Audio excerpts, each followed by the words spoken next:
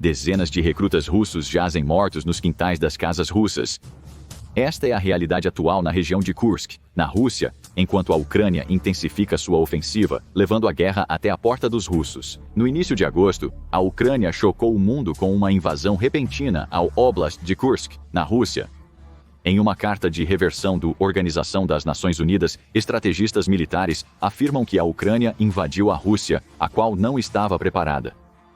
Em poucos dias, as forças ucranianas libertaram centenas de quilômetros quadrados da Rússia, levando à evacuação de quase 100 mil residentes.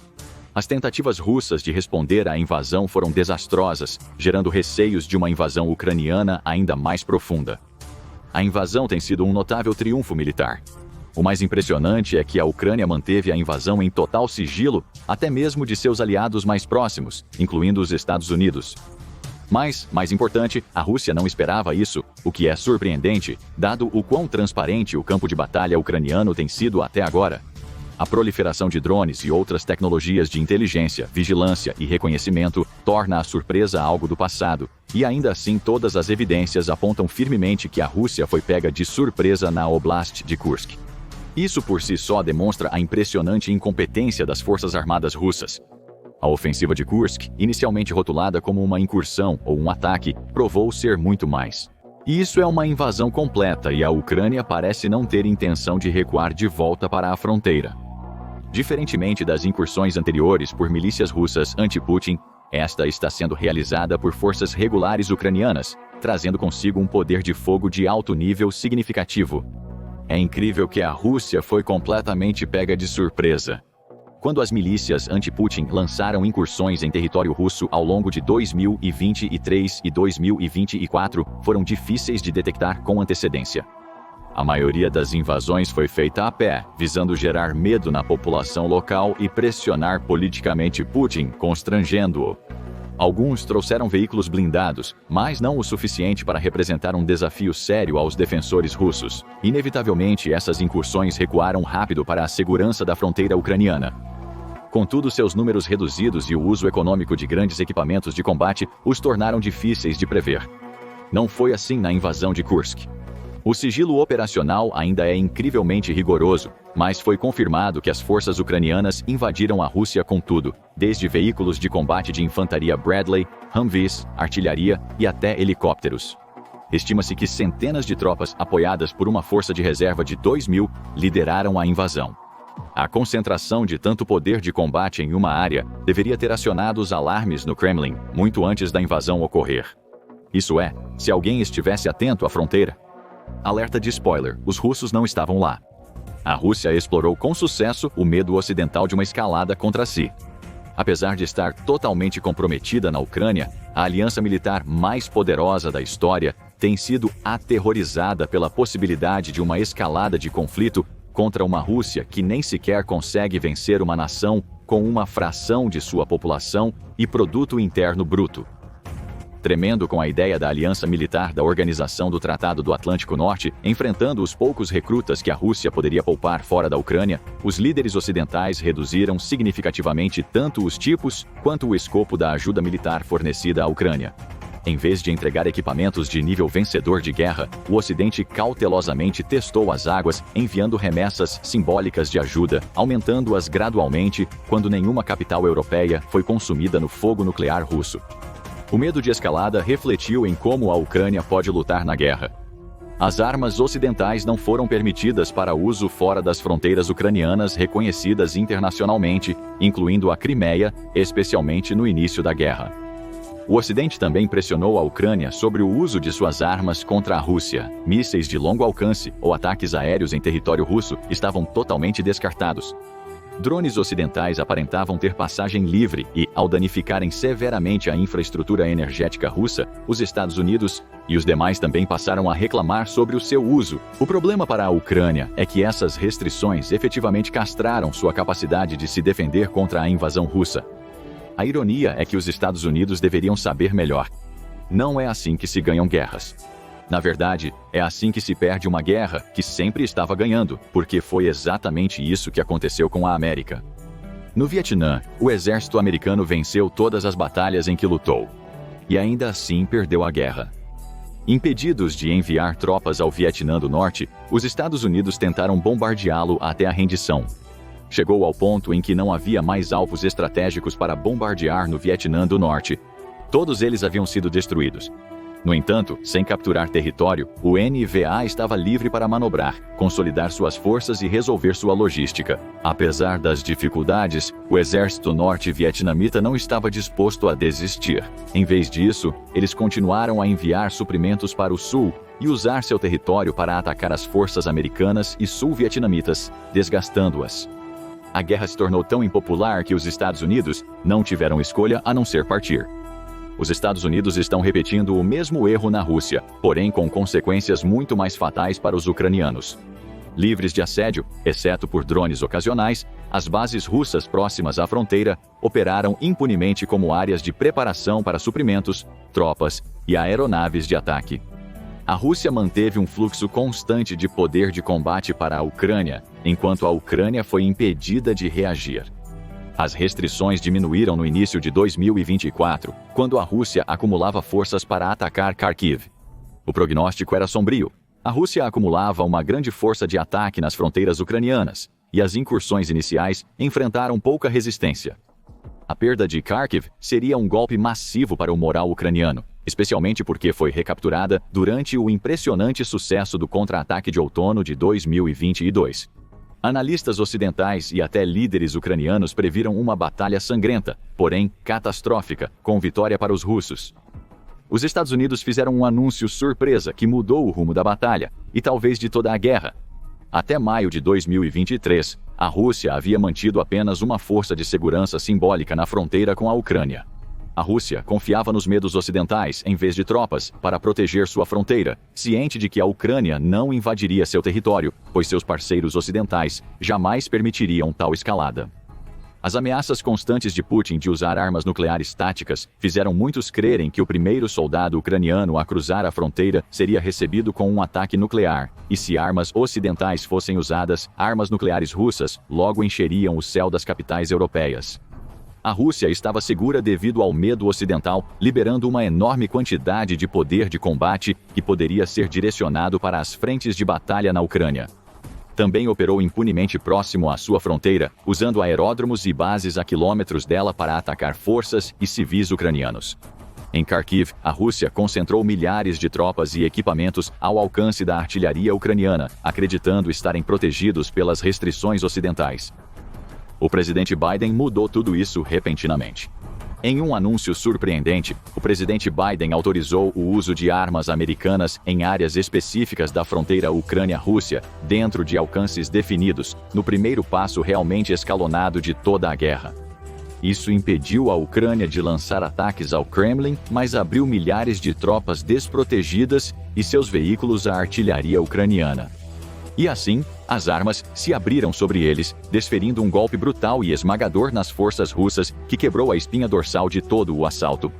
Em 24 horas, a Ucrânia realizou mais de 130 ataques de sistema de foguetes de artilharia de alta mobilidade, com apoio de um blitzkrieg de artilharia convencional e drones. O escudo invisível que protegia as tropas russas em seu próprio território havia caído, mas a Rússia ainda se considerava segura dentro das suas fronteiras.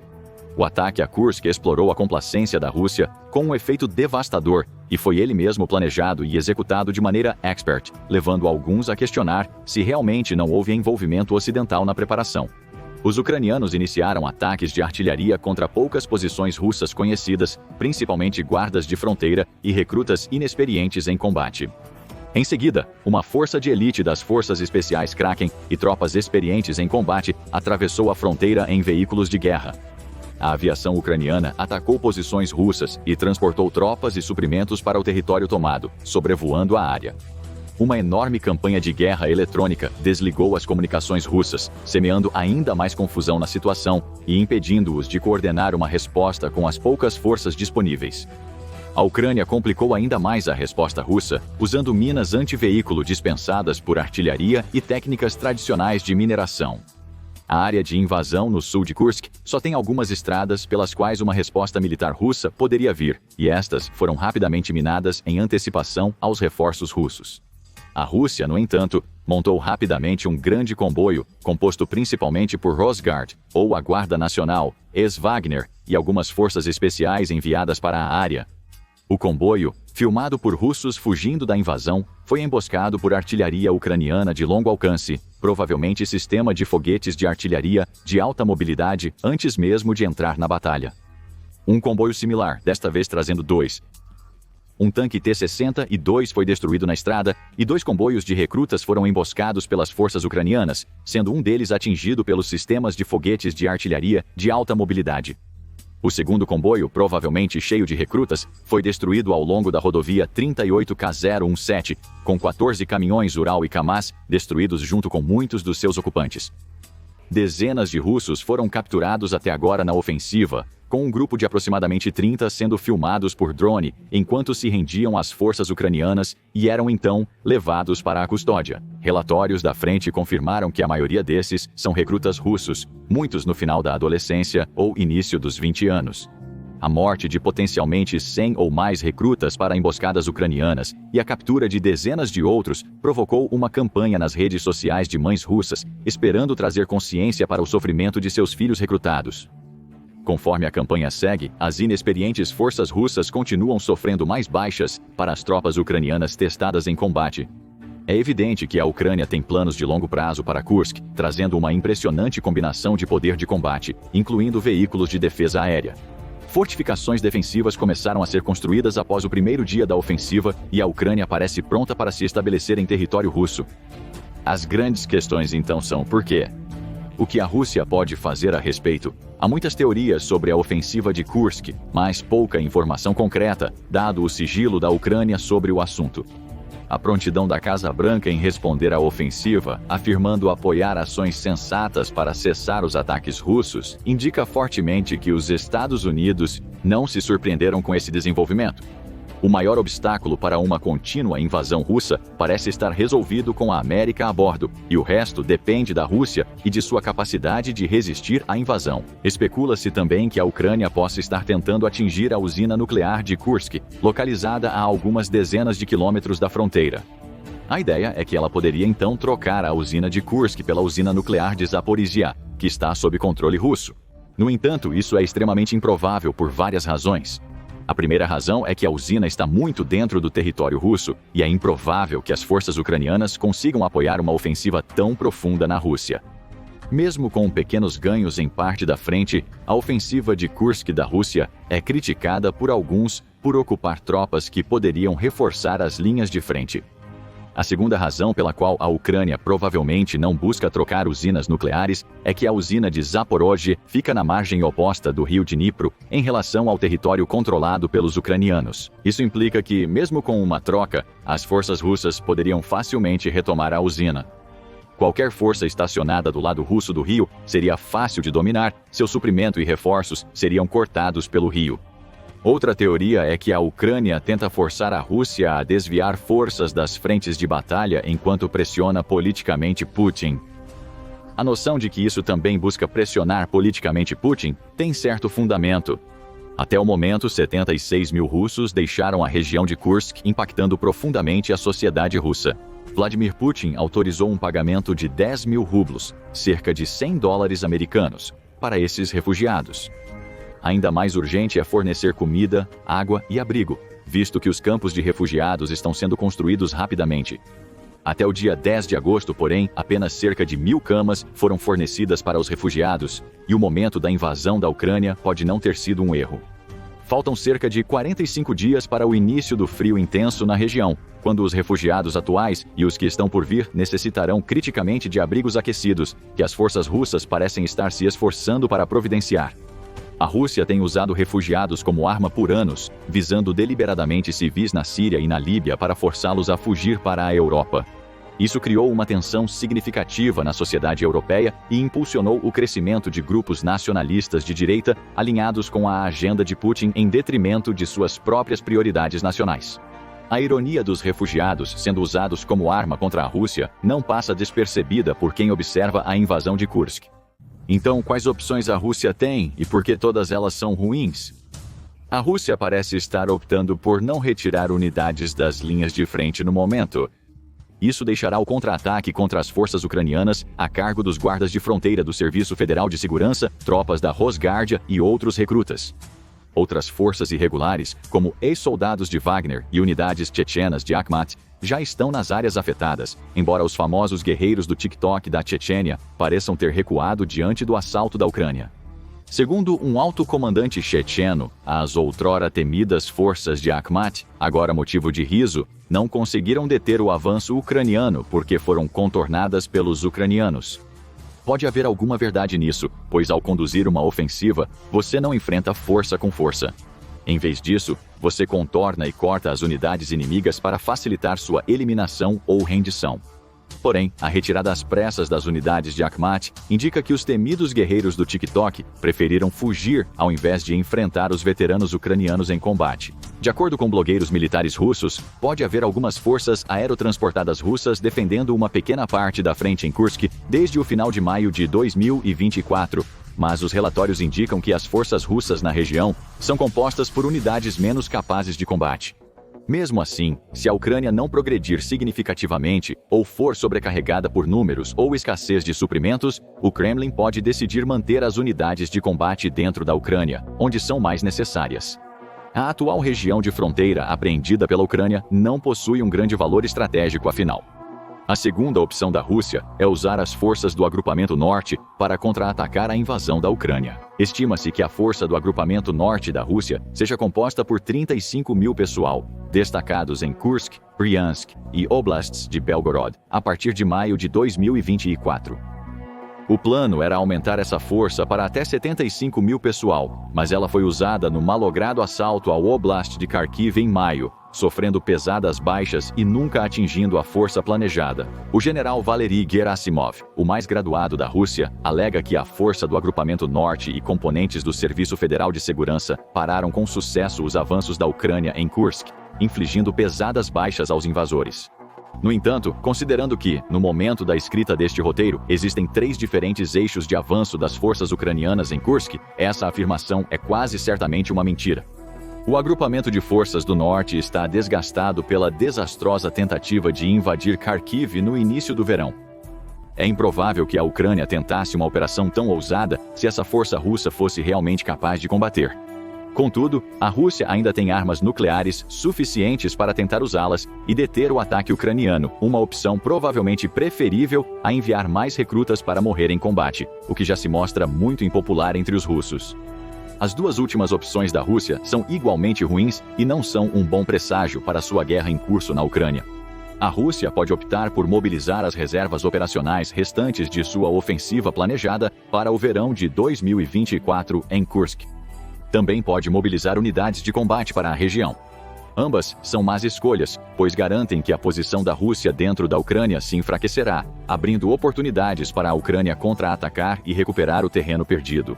No momento, a Rússia está avançando lentamente em grande parte da frente, embora com ganhos medidos em metros e a um grande custo, com uma estimativa de 1.000 ou mais baixas por dia durante alguns períodos de combate.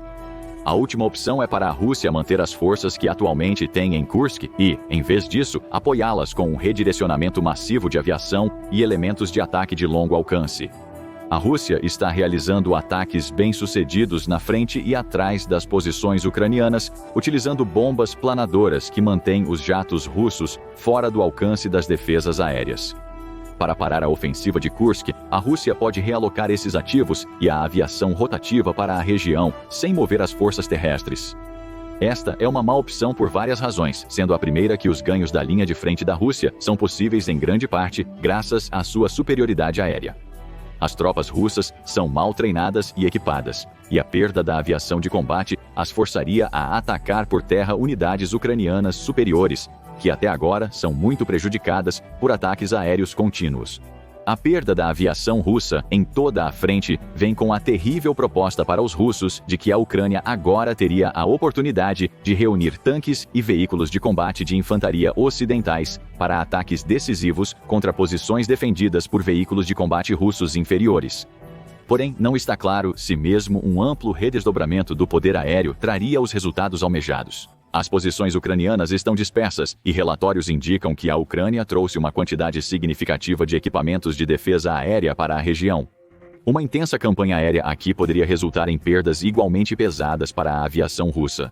Mais importante, a baixa qualidade das tropas disponíveis na região torna incerto se são capazes de lançar contra-ataques bem-sucedidos contra as tropas ucranianas experientes em batalha. Hoje, a Rússia não demonstrou a capacidade de lançar o tipo de ataque de longo alcance coordenado combinado com manobra terrestre necessário para desalojar uma força ucraniana tão grande, muito menos fazer isso com recrutas e tropas inexperientes. Depois, há o espectro dos F-16 ucranianos, que agora estão confirmados estar no país. A aviação russa em Kursk seria uma presa fácil para os F-16 ucranianos com mísseis de longo alcance ocidentais no momento. O uso da aviação rotativa ucraniana na região indica que a Rússia tem poucas defesas aéreas aqui. O que está claro é que a Rússia foi completamente pega de surpresa pela invasão de Kursk e até o momento não teve uma resposta coerente. O que acontece até o momento em que você finalmente assiste a este vídeo é um palpite de qualquer um, mas está claro que a Ucrânia pretende continuar sua invasão à Rússia como parte da sua estratégia para vencer a guerra em seus próprios termos.